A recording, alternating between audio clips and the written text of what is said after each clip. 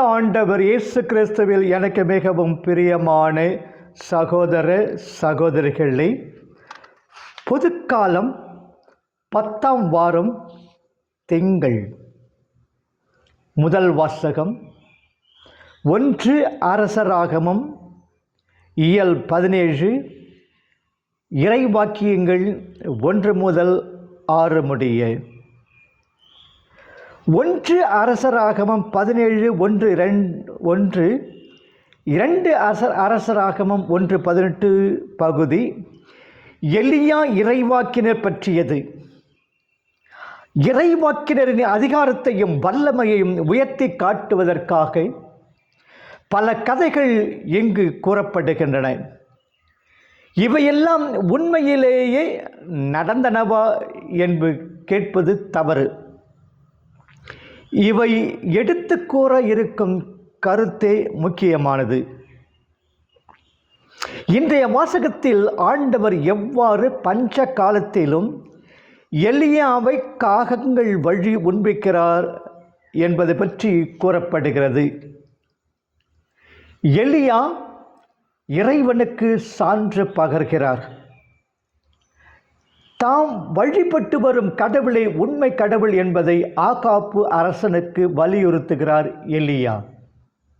ஆகாப்பு தனக்கு முன் இருந்த எல்லாரையும் விட ஆண்டவர் முன் அதிகம் பாவங்கள் புரிந்தான். 16:30 பாவ வழியில் நடந்தான். பாவலுக்கு ஒரு பலிபீடத்தையும் அமைத்தான். இஸ்ராயலின் கடவுளாகிய ஆண்டவர் கோபம் உண்டாகும்படி தனக்கு முன் இருந்த இஸ்ராயலின் அரசர் எல்லோரையும் விட பாவத்திற்கு மேல் பாவம் செய்து வந்தான். 16:31-33 அரசர் எவ்வழி மக்களும் அவ்வழி என்ற முறையில் எலியாவும் அவனை பின்பற்றி வாழ்ந்திருக்கலாம். அவன் குற்றத்தை சுட்டி காட்டாதிருக்கலாம். அவ்வாறு செய்யாது அரசனுக்கு எதிராகவே தான் வழிபட்டு வரும் இஸ்ராயலின் கடவுளாகிய ஆண்டவர் மேல் ஆணையிடுகிறார். 17:1 அவன் நாட்டிலே பட்டினியும் மழையும் பெய்யாது பஞ்சம் வர செய்கிறார். அதிகாரம் தவறாக பயன்படுத்தப்படும் போது சுட்டிக்காட்ட எலியா தவறவில்லை. அதிகாரிகளுக்கு பயந்து அல்லது சுயநலத்திற்காக நாம் மௌனம் காத்ததில்லையா? தனித்து நின்று அநீதிக்கு எதிராக அபத்தங்களுக்கு எதிராக போராட துணிகிறோமா? எலியா இறைவனுக்கு கீழ்ப்படுகிறார். வயல்வெளி மலர்களை உடுத்தும் இறைவன், வானத்து பறவைகளை உண்பிக்கும் இறைவன். மத்தேயு 6:25-34 தன்னையும் பாதுகாப்பார் என்ற நம்பிக்கை எலியாவுக்கு இருக்கிறது. எனவே கடவுள் வருவித்த பஞ்சத்திலும் தன் உறுதி பிறழாதிருக்கிறார்.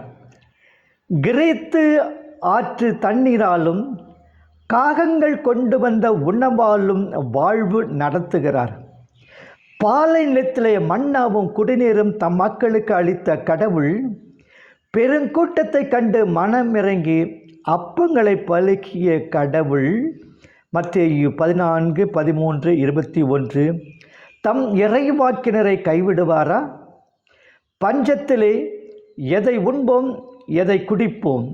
மத்தேயு 6:31 என்று கவலைப்படவில்லை எலியா. இறைவன் கட்டளைகளுக்கு கீழ்ப்படிந்து ஆண்டவரது வாக்கின்படியே யோர்தானுக்கு எதிரே இருந்த கெரீத்து ஆற்றோரத்தில் தங்கியிருந்தார். 17:5 இறைவனும் தம் அருட்கரத்தால் அவரை உண்பிக்க தவறவில்லை. எல்லையில்லா துன்பத்தின் இடையிலும் இறைவன் நம்மோடு இருக்கிறார் என்பதை உணர்ந்து அவரது கட்டளைகளுக்கு பிரமாணிக்கமாக வாழ்கின்றோமா? ஆண்டவருடைய வார்த்தைகள் நிலைவாழ்வு அளிக்கும் வார்த்தைகள். யோவான் 6:68 என்பதை உணர்ந்து அவர் பால் நம் முழு நம்பிக்கையும் வைக்கின்றோமா? பல வேளைகளிலே துன்பங்களின் மத்தியிலே தான் இறைவனுடைய பிரசன்னத்தையும் காண முடியும் என்பதை உணர்கின்றேனா? எனவே எத்தருணத்திலும் ஒரு திருவிழம் விண்ணுலகில் நிறைவேறுவது போல மண்ணுலகில் நிறைவேறுக மத்தேயு 6:10 என்று பொருளோடு நம்மால் கூற இயலுமா? நான் ஆண்டவரின் அடிமை, உமது சொற்படியே எனக்கு நிகழட்டும் லூக்கா 1:38 என்று மரியா போல் நாமும் கூறக்கூடுமா? கடவுளால் ஆகாதது ஒன்றுமில்லை லூக்கா 1:37 என்று நம்மால் கூற முடியுமா? ஆண்டவரே, உம் திருபலம் எனது பாக்கியம் என்போம். நற்செய்தி மத்தேயு 5 இறை வாக்கியங்கள் 1 முதல் 12 முடிய. இன்றிலிருந்து பின்வரும் வார நாட்களில் மத்தேயு நற்செய்தி வாசகமாய் அமைகிறது. மலைப்பொழிவின் துவக்கமான பேர்கள் என்ற வாக்கியம். இவை மலைப்பொழிவின் சிகரம் எனப்படும். மோசே சீனாய் மலையிலிருந்து சட்டம் கொடுத்தது போன்று புதிய மோசேயான இயேசு மலை மீது ஏறிய நற்செய்தியை, புதிய சட்டத்தை அருள்கிறார். திரளான கூட்டத்தை கண்டு திருவாய் மலர்ந்து போதிக்கிறார் 5:1. எனவே இப்போதனைகள் நம் அனைவருக்கும் உரியன. அமர்ந்து போதிக்கிறார். எனவே அவர் நம் ஆசிரியராக உள்ளார். மாணாக்கராகிய நாம் அவரது உரைக்கு செவி மடுப்போம். இயேசுவே பேர்கள் பெற்றவர். இயேசுவே பேர்கள் பெற்றவர். தம் படிப்பினையை தம் வாழ்விலே வாழ்ந்து காட்டியவர் இயேசு. தச்சனின் மகனாக மாட்டுத் தொழுவத்தில் பிறந்து நரிகளுக்கு பதுங்கு குழிகளும் வானத்து பறவைகளுக்கு கூடுகளும் உண்டு, மானிட மகனுக்கோ தலை சாய்க்கக்கூட இடமில்லை லூக்கா 9:58 என்ற முறையில் வாழ்ந்து சிலுவையில் அறைபட்டு இறந்த எளியவர் இயேசு. குற்றமற்ற நிலையிலும் அடிபட்டு உதைப்பட்டு கேலி செய்யப்பட்டு துயருற்றவர் இயேசு. மத்தேயு 26:67-68. தம்மேல் சாட்டப்பட்ட குற்றங்களுக்கு மறுமொழி கூறாது மத்தேயு 26:62. சாந்தமாய் இருந்தவர் இயேசு. ஒடுக்கப்பட்டோரை விடுதலை செய்து அனுப்பும் லூக்கா 4:18-19. உள்ளத்தில் செருக்குடன் சிந்திப்போரை சிதறடித்து லூக்கா 1:49-52. நீதியின் பசி தாகம் கொண்டவர் இயேசு. ஏழை எளியோர் பால் இரக்கம் கொண்டவர் இயேசு. லூக்கா 4:18-19. இதோ கடவுளின் ஆட்டுக்குட்டி, ஆட்டுக்குட்டியாம் எவரே உலகின் பாவங்களை போக்குபவர். யோவான் 1:29. தம் பிறப்பு, வாழ்வு, இறப்பு, உயிர்ப்பிலே மக்களுக்கும் மக்களிடையேயும் அமைதி கொண்டு வந்தவர் இயேசு. லூக்கா 1:78-79, 2:14. ஆம், இயேசுவே தாம் மக்களுக்கு கொடுத்த பேர்களின் அடிப்படை அவர். அப்பேர்களை வாழ்ந்ததாலே நம்மையும் இப்பேர்களை பெற அழைக்கிறார். செவி கொடுப்போமா? நாமும் பேர்கள் பெற்றவர்களாவோம். தந்தை எவ்வழி தனையனும் அவ்வழி. தாயைப் போல பிள்ளை, நூலைப் போல சேலை என்போம்.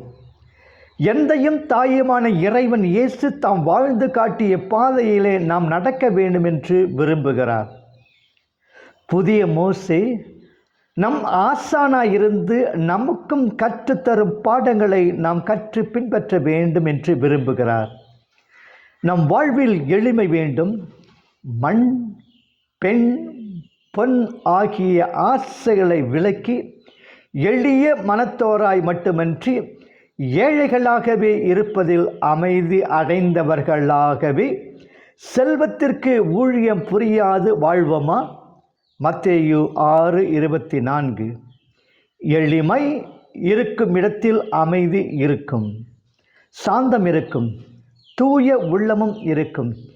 இவ்வாறு நம்மை பொறுத்தமட்டில் இயேசுவை போன்று எளிமை, தூய்மை, சாந்தம், அமைதி உள்ளவர்களாக வாழ்வோம்.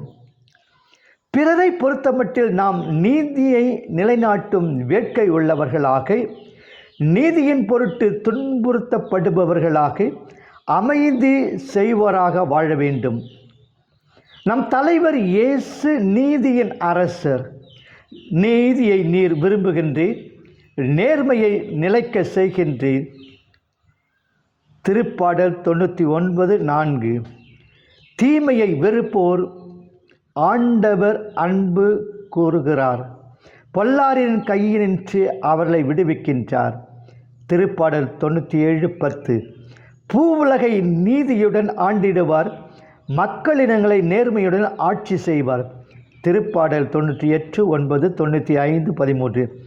இத்தகைய நீதியின் பிள்ளைகளாகிய நாம் நீதிக்காக குரல் கொடுப்போம், அநீதியை எதிர்த்து போராடுவோம். நீதி நிலவ, அமைதி சமாதானம் கிட்ட நாம் படும் துன்பமெல்லாம் இன்பமாக மாறும். இவையாவும் என் பொருட்டு நீங்கள் அனுபவிக்கிறீர்கள். மத்தேயு 5:11 என்று கூறிய இயேசு, அகமகிழ்ந்து களி கூறுங்கள், ஏனெனில் விண்ணகத்தில் உங்கள் கைமாறு மிகுதியாகும். மத்தேயு 5:12 என்கிறார். நம்பிக்கையை தொடங்கி வழி நடத்துபவரும் அதை நிறைவு செய்பவருமான இயேசுவின் மீது கண்களை பதிய வைப்போம். எபிரேயர் 12:2. நமக்கு குறிப்பிட்டுள்ள பந்தயத்தில் மன உறுதியோடு ஓடுவோமாக. எபிரேயர் 12:1. இந்நாளில் இறைவன் இயேசு தம் கரங்களை விரித்து நம்மீது அவர் கொண்ட பேறுகளை நம்மீது பொழிவாராக. ஆமேன்.